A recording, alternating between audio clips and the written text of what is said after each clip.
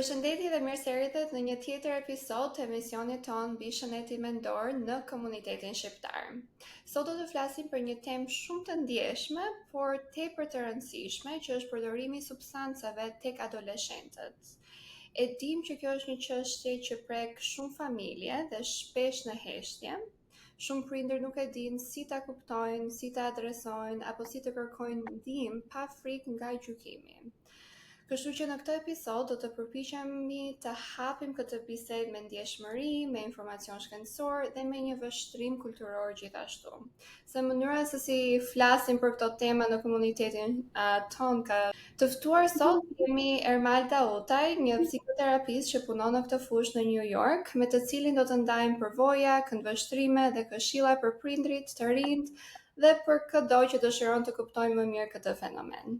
Ermal, faleminderit që jeni me ne sot. Jemi shumë të lumtur që të kemi në këtë emisionin tonë.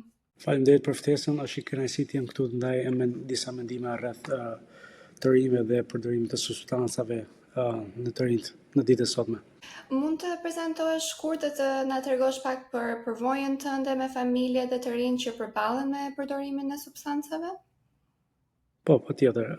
Unë punoj çdo ditë me familje dhe të rinj që përballen me sfida të ndryshme emocionale, të sjelljes, përfshirë edhe përdorimin e substancave.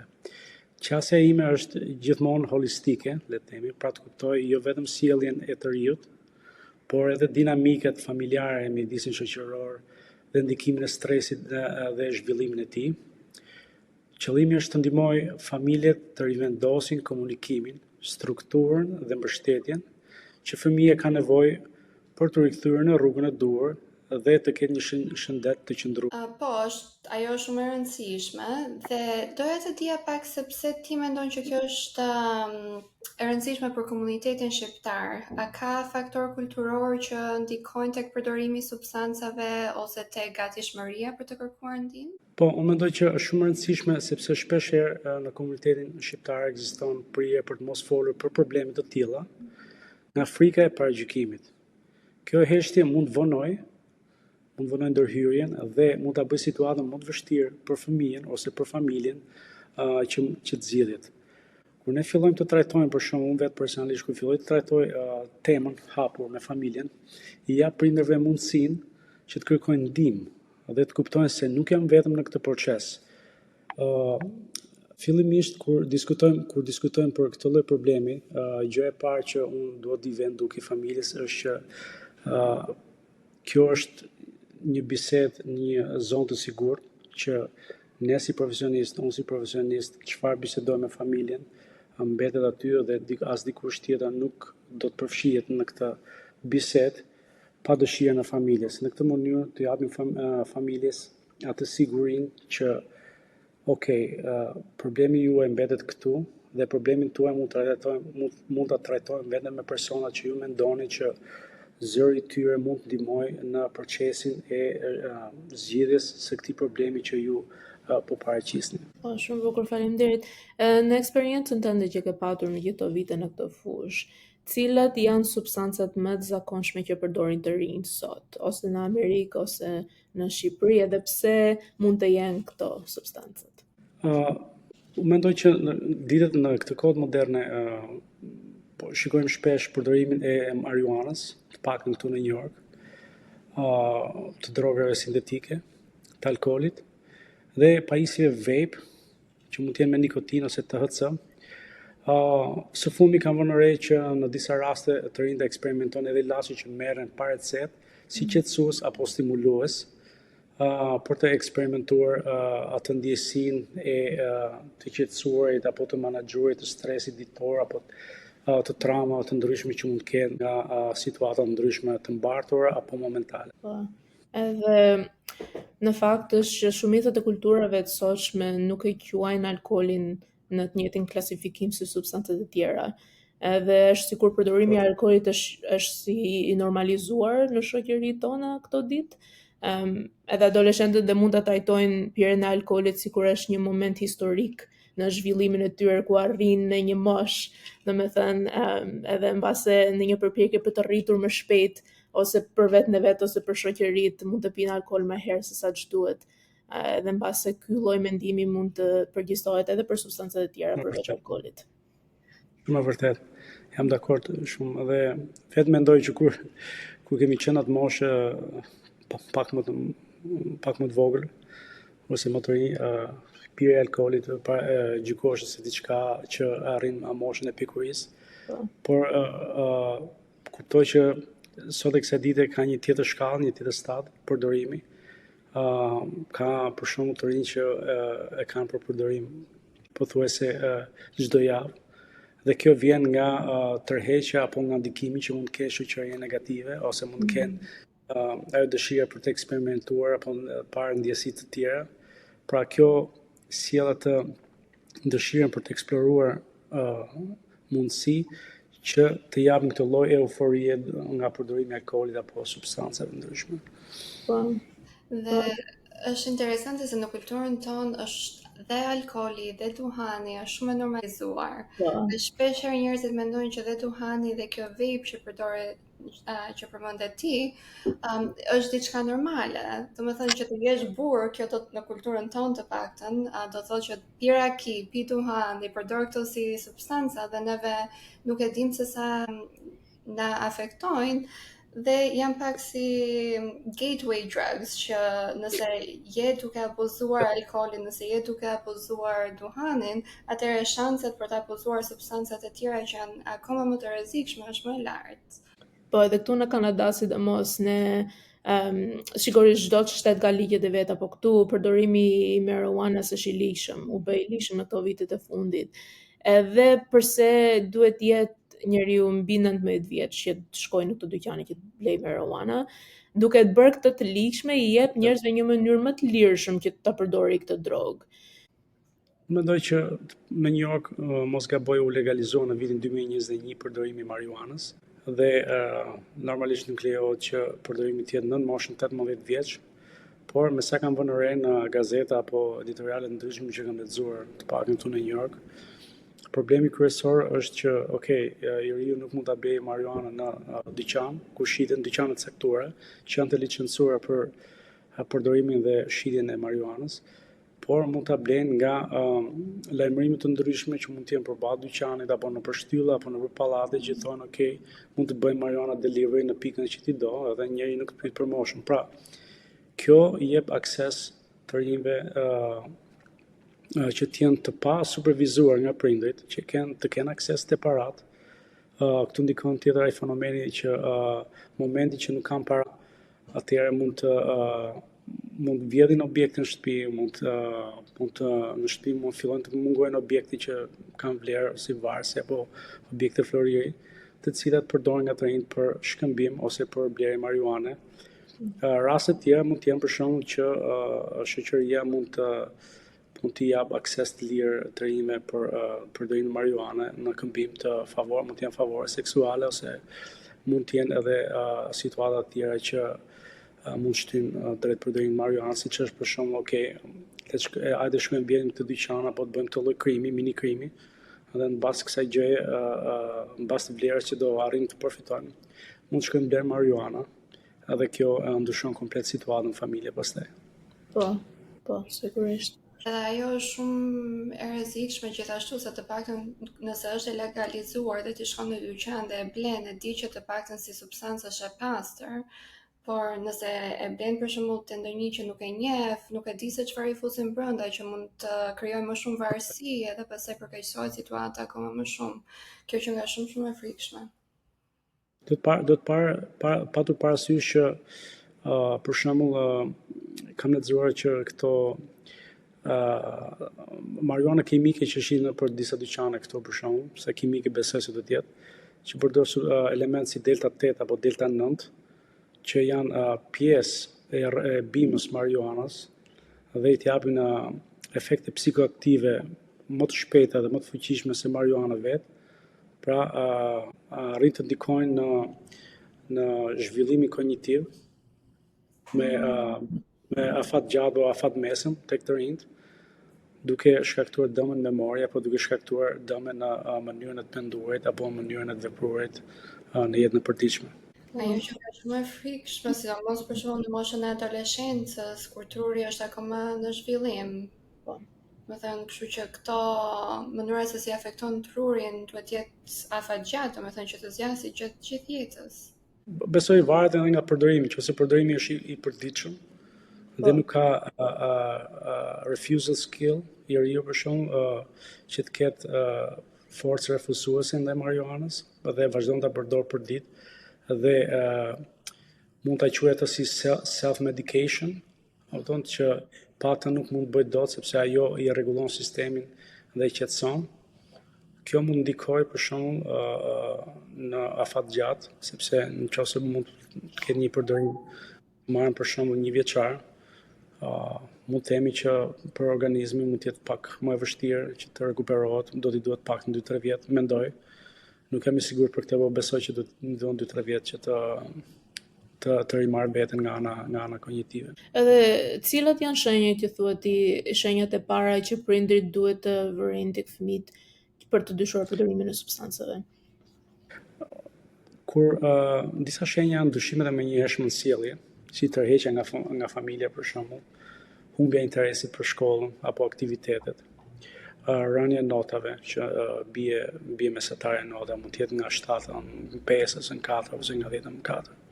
Ndryshim në gjumë dhe oreks, dhe të parë që marijuana t'jep gjumë në orare ndryshme, po t'jep edhe pagjumësi në orare ndryshme. Dhe oreksi duhet vënë re që një përdorës marijuana ka gjithmonë oreks. Ose irritimi i shtuar që arrin të mos kontrollojë impulset, e të jetë i irrituar gjithmonë edhe për gjërat që nuk kanë një rëndësi të madhe, le të themi. Pashtu prindërit mund të vënë re edhe fshehje e gjërave, siç thashë më parë, që mund të ketë vjedhje në shtëpi, mund të mungojnë sende me vlerë, ose mungesë transparence.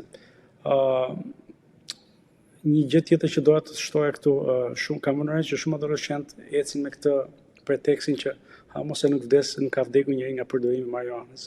Kjo nuk është as pak e vërtetë, sepse të paktën në New York, me sa kam lexuar kohët e fundit, mund të ketë mbi 9 raste që kanë vdekur nga mbi doza e përdorimit të marijuanës.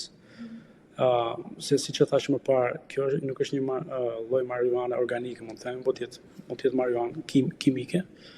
Dhe ne nuk e dim për shembull nivelin e pesticideve apo organeve të tjera që përdorin për rritjen e kësaj lëndë dhe se si ndikon kjo lëndë në procesin nervor apo në zemër, në procesin kardiak. E dim që në atë fazë të zhvillimit adoleshent shkojnë në ca faza të ndryshme të jetës me hormonat dhe edhe sjellja ndryshon në atë kohë. Më shumë çunat, po të gjithë, sikur kanë një rritje të urisë, për shembull, ose flenë më shumë gjumë, ose kanë më shumë nevojë për socializimin edhe mbase në atë kohë dhe i bien notat se nuk i vënë re shkollës aq shumë dhe nuk ka të bëjë me drogë.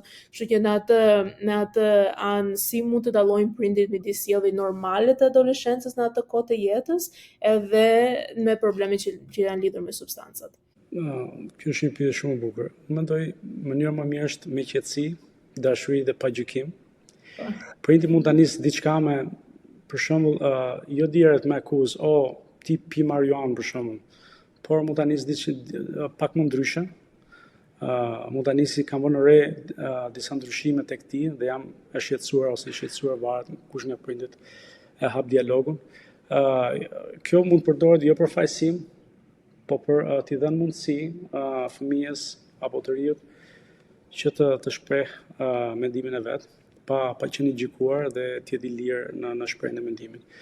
Duke vendosur kufi të qarta, për shembull, duke ruajtur komunikimin dhe duke përdorur ndëshkimin si mënyrë kontrolli, është e rëndësishme të kombinohet, mendoj, përgjegjësia me përkujdesjen. Sepse përgjegjësia është, nëse ndodh diçka fëmijës, prindi është përgjegjës. Po nga ana tjetër prindi do të përkujdeset për fëmijën. Pra, prindi është në një pozitë shumë të vështirë që duhet të gjejë atë balancën se si duhet të ndikojë në komunikim pozitiv me fëmijën në mënyrë që fëmija të shprehet dhe me të kaluarën e kohës të kërkojë ndihmë për minimizimin apo edhe për ndarjen definitive nga përdorimi i marijuanës. Po kjo kërkon kohë, është diçka që nuk mund bën në një ditë. Kërkon shumë konsistencë nga ana e prindërit, edhe kërkon shumë anë pozitive në komunikim. Në qasje të tjera të tipit mund ta izoloj nga parat për shembull fëmijën, që fëmia nuk mund të ketë akses në marijuanë. Mund ta izoloj nga disa frenda ose mund ta monitoroj me miqt që fëmia është duke u shoqëruar, duke kuptuar se cili nga miqt ka ndikim negativ ke fëmia për shembull. Mund të kaloj më shumë kohë me fëmijën, sidomos kur fëmia është vetëm, se mund të mendojmë që gjatë kohës që fëmia është jashtë, është i pasupervizuar, dhe kur është i pasupervizuar, kjo do thotë që fëmia mund të ketë akses në shumë, let's say, rrugë të ndryshme që mund të jetë edhe përdorimi i marijuanës. Po ndërkohë që prindi shpenzon më shumë kohë me fëmijën, atëherë kjo do të thotë që fëmia është më i përkushtuar ndaj aktiviteteve ndryshme me prindin, edhe kjo e bën që të largohet nga marijuana me kalimin e kohës. Edhe kjo konstanca që fleti edhe sjellja pozitive, këto janë gjëra shumë të rëndësishme që të lidhin prindrin me fëmijët, edhe në mendimin tim shumë njerëz të tjerë është një sjellje që duhet të caktohet në një jetë të parë, në një fazë të parë të jetës, domethënë që të vazhdojë që kur është fëmia e vogël deri kur të bëhet adoleshent, që të ketë atë besim tek lidhja që kanë me prindërt, jo një gjë që bëhet vetëm kur duket sikur ka nevojë për këtë në një fazë adoleshent, që mbase mendon prindri që po e humb fëmijën, ose po sikur po largohet fëmia nga familja, po duhet të caktohet për disa vite. Jam shumë dakord. Unë gjithmonë rekomandoj prindërve kur duan të vënë disa kufi të shëndetshëm, i them, pa prishur besimin dhe komunikimin, gjithmonë i rekomandoj që këto kufi do të vendosen me qartësi dhe dashuri. Gjithmonë një fjalin që e përdor shpesh me prindit, i them, okay, pse nuk i thonë fëmijës që të dua, do të shoh mirë, por nuk mund ta pranoj që kjo sjellje të dëmtojë. Edhe në këtë mënyrë i inkurajoj prindit që ta thonë sa më shpesh këtë, sepse kjo konsistenca është çelësi, besoj, i ndryshimit. Duke parë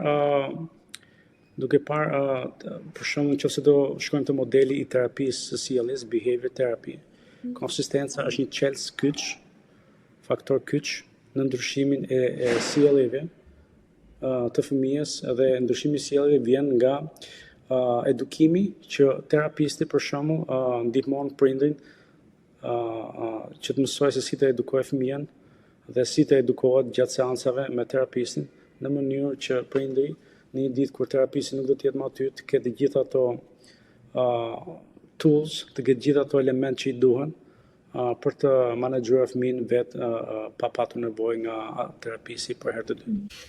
Dhe këto janë biseda shumë delikate, se nga një anë dhe prindi jo vetëm që duhet të menaxhojë emocionet e veta, që ta ketë këtë si bisedë, që ta ketë këtë si bisedë në një mënyrë që të jetë afektive dhe pa prishur atë besimin dhe komunikimin në të njëjtën kohë, por nga ana tjetër dhe për ata është e vështirë, se besoj që dhe ata fillojnë që të përballen me ndjenjën e ankthit, me ndjenjën e fajet, me ndjenjën e turpit.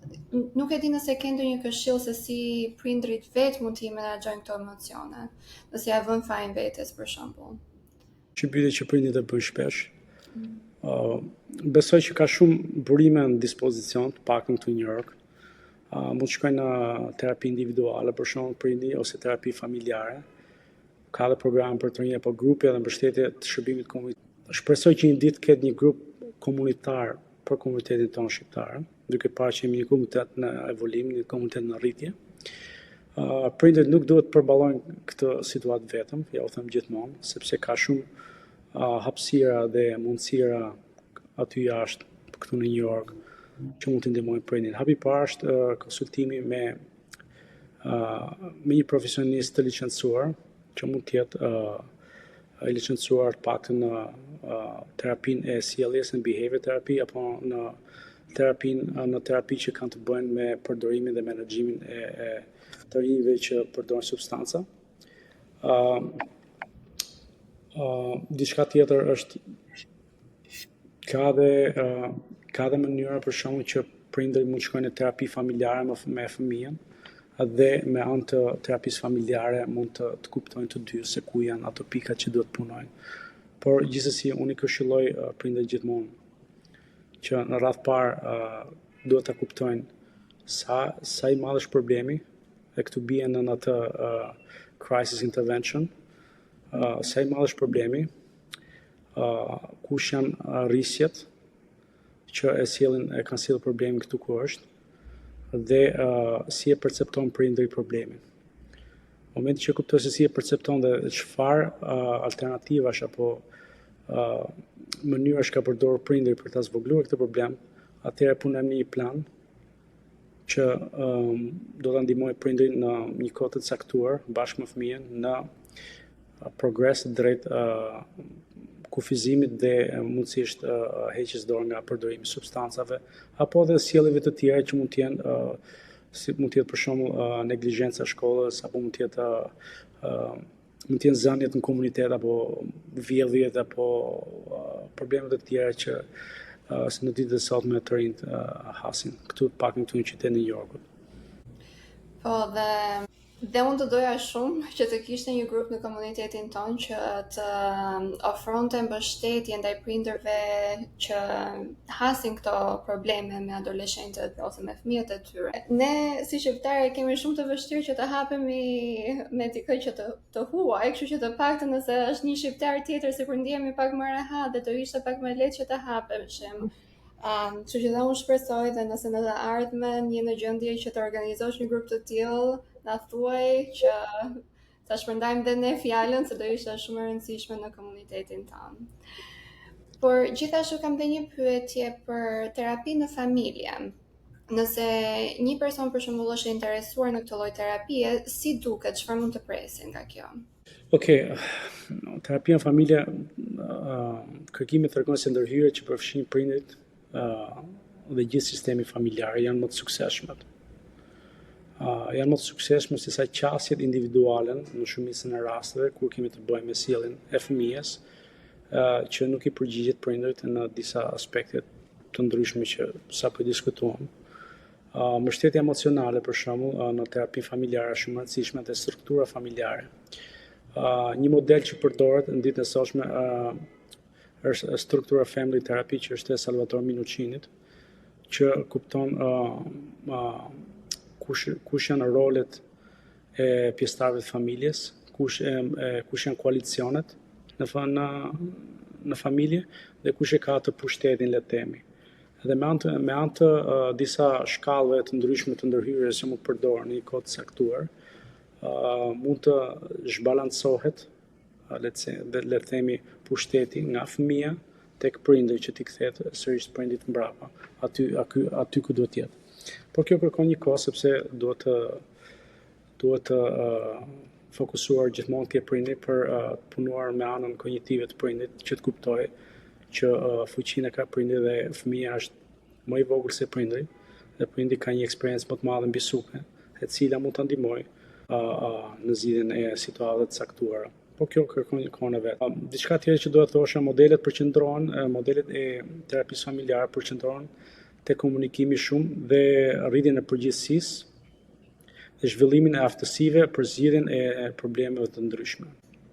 Kur punohet me prindin, do të punuar se si ta ndihmojmë prindin të zhvillojë aftësinë e zgjidhjes problemeve të ndryshme. Siç e themi action oriented ose një prind që i ka të gjitha le të themi ato karakteristikat ose mënyrën e të menduarit për të zgjidhur problemin pa patur nevojë për ndihmën e të dytëve apo të tretëve që mund ta ndihmojnë. Në situata të tjera ne gjithmonë shikojmë kush mund ta ndihmojë familjen, nëse familja vet, nëse prindi në disa raste nuk e ka mundësinë apo nuk e ka të forcën që ta ndryshojë fëmijën ose fëmia ka më shumë fuqi se prindi familjen, barë nga situata, prindi mund të jetë invalid ose mund të ketë situata të tjera. atëherë shikojmë kush nga sistemi familjar, nga ekosistemi, mund të ndihmojë prindrin në ato momente. Mund të jetë gjyshi, mund të jetë daja, mund të jetë vllai, tezja, halla. Dhe këtu është ajo që sapo thoje, stigma që kemi ne, nëse kemi probleme të tilla. Problemi i komunitetit shqiptar është që mendon se po të ketë një problem të tillë, për shembull të drogës mund ta flasim, të substancës, marijuanës, mendon që të gjithë komuniteti do mendoj keq dhe do të stigmatizohet. Por nuk është e vërtet. Është më mirë të kërkosh ndihmë se sa të mendosh se çfarë të tjerë do mendojnë për ty. Pra, kjo është ajo që unë u them gjithmonë familjeve kur bëj terapi familjare, që kush mund të ndihmojë nëse ti nuk mundesh. Mund të jetë edhe shkolla, mund të jetë edhe dikush nga komuniteti, komshiu apo kush. Momenti që krijojmë një plan sigurie, një safety plan me familjen, atëherë kjo na çon në një stad tjetër me familjen dhe na vjen në pozicionin që prindi ndihet më i sigurt për të marrë hapa të tjera që mund ta ndihmojnë në ndryshimin e sjelljes së fëmijës. Një gjë për kulturën shqiptare është një pikpyetje për mua, sepse ne kemi një kulturë që njihemi që mbështatemi njëri tjetrin. Edhe gjithmonë duam që t'i japim ndihmë njëri tjetrit. E kemi këtë kualitet. Po për ca gjëra kjo është e vërtet, për ca gjëra nuk është, edhe këto janë kufit që janë një çik të paditura. Për përdorimin e drogës, për shembull, është ai turpi që i mban njerëz, kështu që është një gjë që është më e ditur, që njerëzit nuk kërkojnë ndihmë kollaj, po kjo që po thua ti që kemi nevojë të mbështetemi te njëri tjetri për këtë lloj gjëra, po më bën të mendoj ku janë këto kufit për shqiptarët, që për çfarë gjëra kërkojnë ndihmë ose për çfarë gjëra duan t'i japim ndihmë njerëzve të tjerë, por për çfarë gjëra të tjera sikur shkojnë mbrapsht dhe nuk e ofrojnë ndihmë kollaj ose nuk e presin ndihmën kollaj nga njerëzit e tjerë. Thjesht një mendim. Po, unë familjeve shqiptare do t'i thoja, nëse kanë të tilla situata, do t'i thoja mos e përballoni vetëm.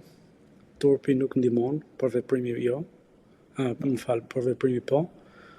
Kërkoni ndihmë dhe kujtoni se çdo familje mund të kalojë periudha të vështira. Ajo që bën diferencën është si reagojmë. Duke ndërtuar hapësira për dialog të hapur dhe duke i mbështetur familjet edhe kushurinë edhe një kushuri të dytë për shkak që ka nevojë në të tilla raste. Është mirë që mos i gjykojmë dhe mendoj që kur komuniteti bashkohet, stigma bie dhe ndihma bëhet më e arritshme. Shumë bukur. Shumë bukur e them. Është problemi i stigmës në komunitetin tonë që me vërtet duhet të bëjmë shumë punë që ta ulim pak, sepse vetëm na shkakton dëm. Sa herë që ka stigma, aq më shumë i mbajmë gjërat brenda dhe nuk kërkojmë ndihmë dhe ai si problem përkeqësohet pastaj. Kështu që si komunitet kjo është diçka që duhet ta fillojmë ta pranojmë pak më shumë edhe të fillojmë të flasim më hapur për këto gjëra, kështu që faleminderit shumë që jam shumë e lumtur që je sot këtu me ne, që të paktën po fillojmë disa nga këto biseda. Kënaqësia është e ime. Atëherë të kalojmë pak te kërkimet shkencore, se në Kanada dhe në Amerikë ka shumë kërkime shkencore që bëhen në këtë fushë, kështu që dhe unë do isha shumë e interesuar të dëgjoja pak më shumë për këtë, po gjithashtu besoj se dhe audienca do jetë shumë e interesuar. Çfarë thon kërkimet shkencore për ndërhyrjet më efektive tek të rinjt kur kanë të bëjnë me çështjen e substancave ose drogës? Siç po thoya pak më parë që kërkimet tregojnë se ndërhyrjet që përfshin prindit dhe gjithë sistemi familjar janë më të suksesshme sesa qasjet individuale dhe mbështetja emocionale dhe struktura familjare është thelbësore për ndryshimet afatgjata. Se siç e thash më parë, një fëmijë mund të shkojë në terapi individuale, nëse ka nevojë për sjellje apo gjendje emocionale që mund të ketë. Por kur kemi të bëjmë me gjithë përfshirje, me sistem familjar, do të thotë që edhe nëse fëmia kthehet mbrapsht te sjellja që ishte problematike, sistemi familjes do ta rikthejë sërish te pika pozitive ku e riktheu në hapin e parë. Pra, modeli familjar përqendrohet në përmirësimin e komunikimit, siç e thash, në rritjen e përgjegjësisë dhe zhvillimin e aftësive për zgjidhjen e konflikteve. Dhe siç e thash, ka dhënë rezultate shumë të mira në uljen e përdorimit të substancave dhe përmirësimin e marrëdhënieve ndërmjet pjesëtarëve të familjes. Kur kemi të bëjmë me që po fokusohemi sot te përdorimi i substancave, kur kemi të bëjmë me përdorimin e substancave, kërkimet, modelet më të mira shkencore, sistemet familjare apo modelet e terapisë familjare, përveç terapisë sjellje behavior therapy, janë mënyra më e mirë për të ndihmuar të rinjt apo pjesëtarët e familjes të dalin, të minimizojnë apo edhe të ndalojnë përdorimin e substancave. Kjo kërkon kohën e vet. Nuk mund ta them me saktësi se sa kohë disa modele për 9 muaj mund të ndihmojnë, disa modele kërkojnë një kohë më të gjatë. Nuk është e thënë që mendoj që disa familjarë mendojnë që qendrat e trajtimit të përdorimit të drogave apo të substancave janë zgjidhja më e mirë. Unë nuk jam dakord me atë, jo gjithmonë është zgjidhja më e mirë.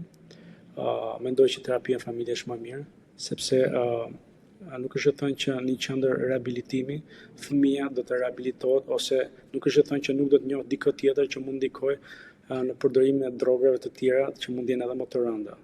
Pra, do të shikojmë të dy anët e peshores, le të themi, dhe unë jam gjithmonë me atë terapia familjare ose familja si sistem është ndihma më e madhe ose shtysa më e madhe afatgjatë që mund të ndihmojë dikë të rikthehet në jetën normale duke hequr dorë nga përdorimi i substancave në raste të tilla.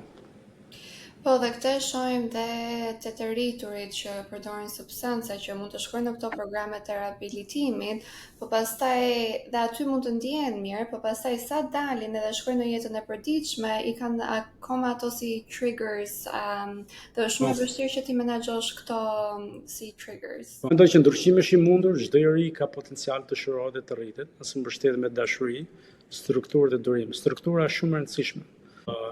Nëse familja edukohet nga terapisi se si të krijojë një strukturë të caktuar për të ndryshuar një sjellje të caktuar, atëherë me kalimin e kohës do shikohet ndryshimi. Sepse për shembull, të marr një rast, nëse fëmia nuk shkon në shkollë, për shembull, mënyra se si terapia familjare për shembull ta ndihmojë prindin është që duhet parë kush janë nxitësit e problemit, që problemi vetvete është fëmia nuk shkon në shkollë. Duhet në parë nxitësit që shtyn fëmijën për mos shkon në shkollë. Për shembull, mund të jenë fëmia ikën në shkollë vetëm, fëmia ndryshon drejtimin për të ikur në shkollë, fëmia hutohet apo i tërhiqet vëmendja nga shokët e tjerë që e nxisin mos shkojnë në shkollë, shokët e fëmijës nuk shkojnë në shkollë. Fëmia preferon të përdori substanca në vend që të shkojnë në shkollë.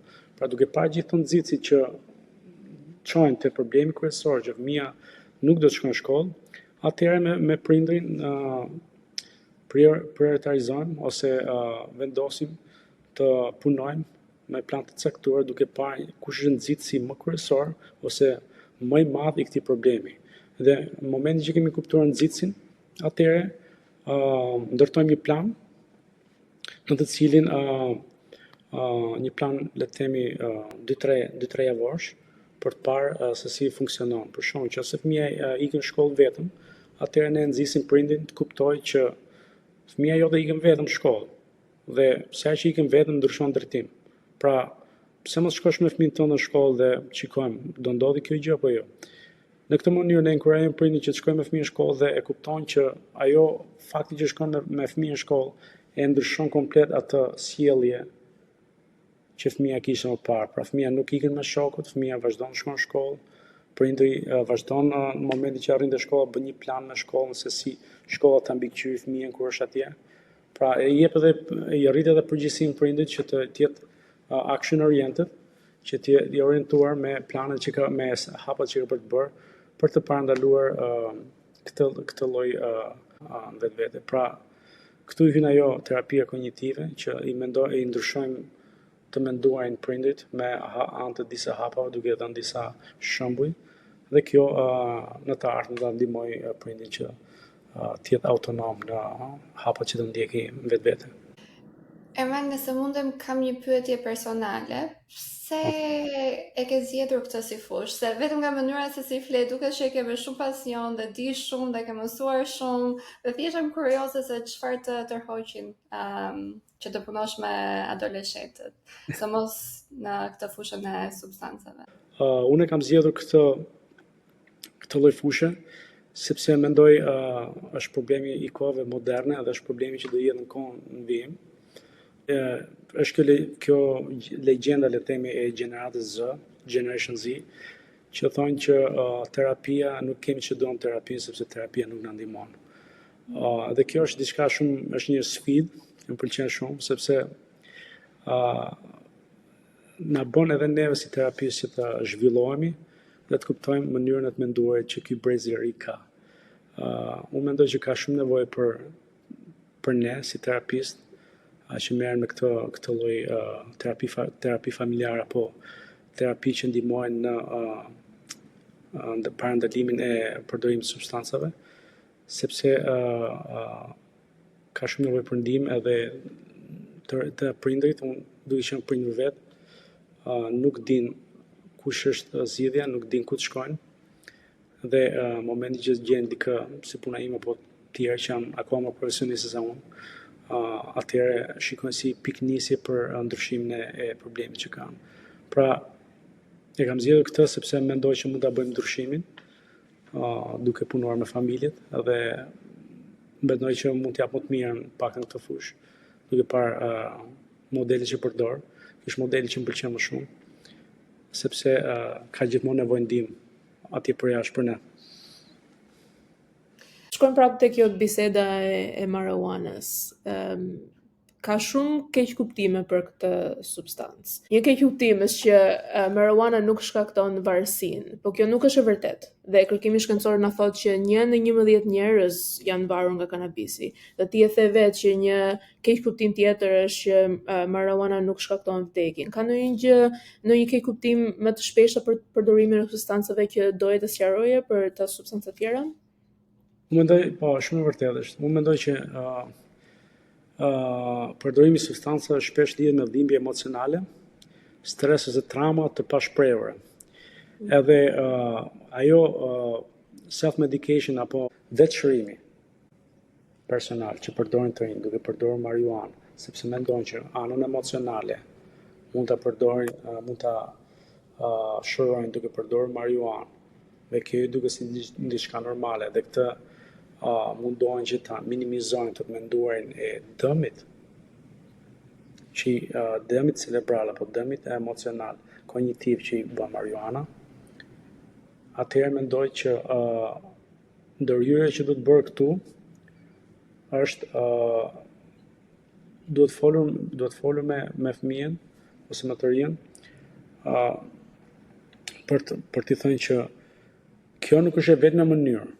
Dhe shkenca kërkime shkencore kanë treguar që nëse prindit apo dikush i rritur që merret me fëmijën në fjalë arrin të edukojë fëmijën se si të ketë se si të kontrollojë gjendjen emocionale, se si të zhvillojë atë aftësitë refuzuese, se si të zhvillojë